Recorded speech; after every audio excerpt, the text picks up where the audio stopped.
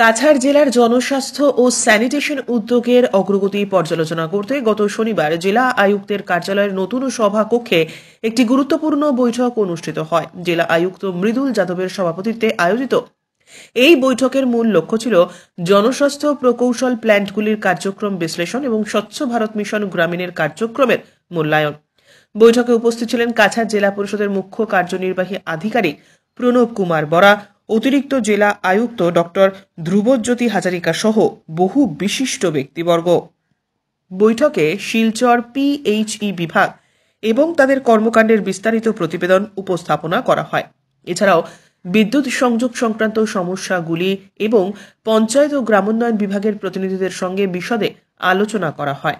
এছাড়াও বিশিষ্ট কর্মকর্তারা তাদের কার্যক্রমের সবিশেষ অগ্রগতির চিত্র তুলে ধরেন এবং কার্যকর সমন্বয়ের মাধ্যমে সফল বাস্তবায়নের ওপর জোর দেন।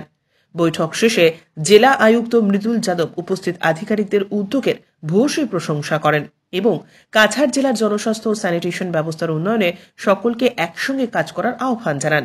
Bureau report, CNN24 news, Silchar.